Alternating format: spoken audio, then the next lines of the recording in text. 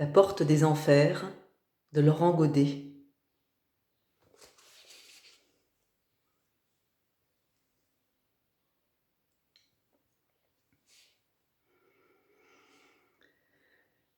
Je me suis longtemps appelé Filippo Scalfaro.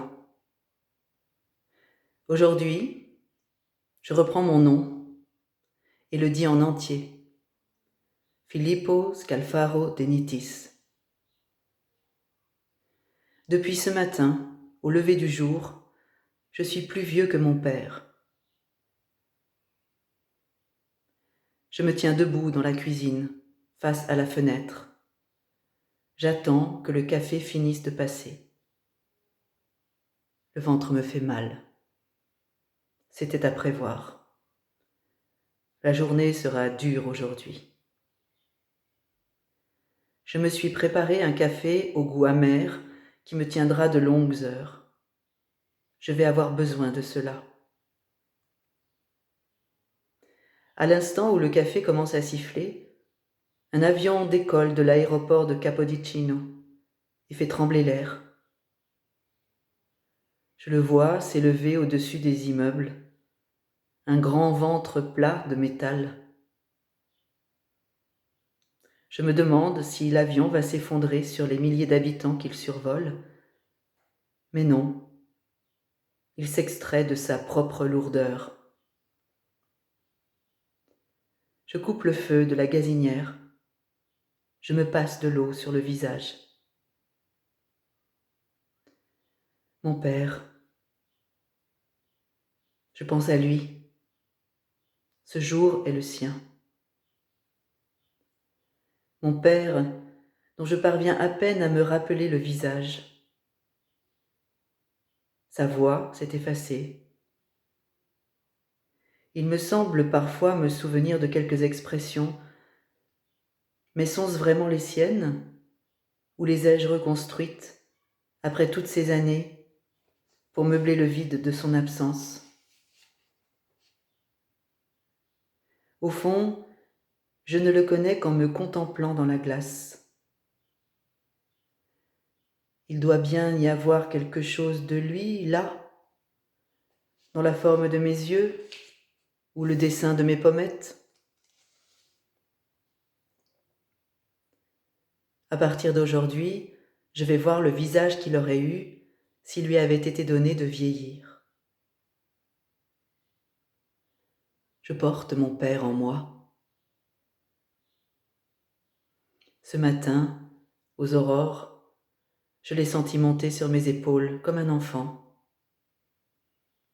Il compte sur moi dorénavant. Tout va avoir lieu aujourd'hui. J'y travaille depuis si longtemps.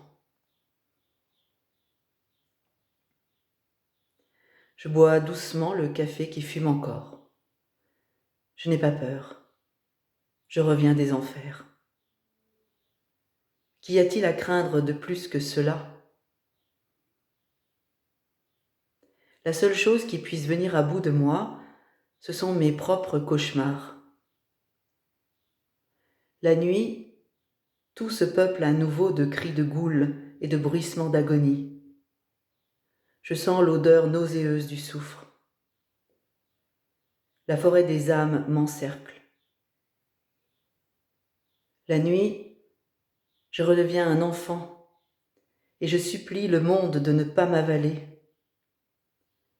La nuit, je tremble de tout mon corps et j'en appelle à mon père. Je crie, je renifle, je pleure.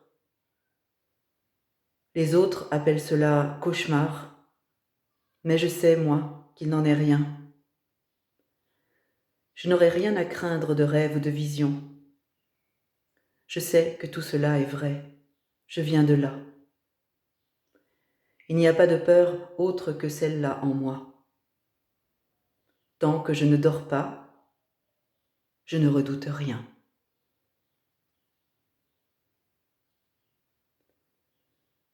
Le bruit des réacteurs a cessé de faire trembler les parois de l'immeuble. Il ne reste dans le ciel qu'un long filet de coton. J'avais décidé de me raser ce matin, peau neuve, mais je ne le ferai pas. Je ne me raserai pas. Et pourtant si, il le faut. Je veux avoir l'air le plus juvénile possible pour ce soir. S'il y a une chance pour qu'il me reconnaisse, je veux la lui offrir. L'eau qui coule dans le lavabo est sale, légèrement jaune. Le temps de ma splendeur commence aujourd'hui. J'emporterai mon père avec moi. J'ai préparé ma vengeance, je suis prêt. Que le sang coule ce soir. C'est bien. J'enfile une chemise pour cacher à mes propres yeux la maigreur de mon corps. Naples s'éveille lentement. Il n'y a que les esclaves qui se lèvent aussitôt. Je connais bien cette heure. C'est celle où les ombres qui traînent autour de la gare centrale cherchent déjà un endroit où cacher leurs cartons.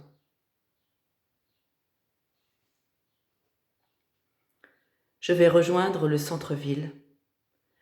Je ne laisserai rien voir sur mon visage. J'entrerai par la porte de service du restaurant, comme tous les matins depuis 2 ans. Chez Bersaliera. La Via Partenopée sera vide.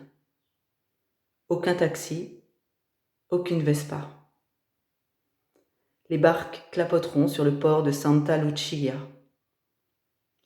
Les grands hôtels du front de mer sembleront silencieux comme de majestueux pachydermes endormis. Je ferai ma journée sans rien laisser transparaître jusqu'au soir. Le café que je me suis fait m'aidera à tenir. Je sais faire le café comme personne. C'est pour ça que j'ai le droit, à 19h, de passer en salle. Je laisse la plonge et les cuisines avec leurs bacs remplis d'eau sale et reste devant la machine à café. Je ne fais que cela.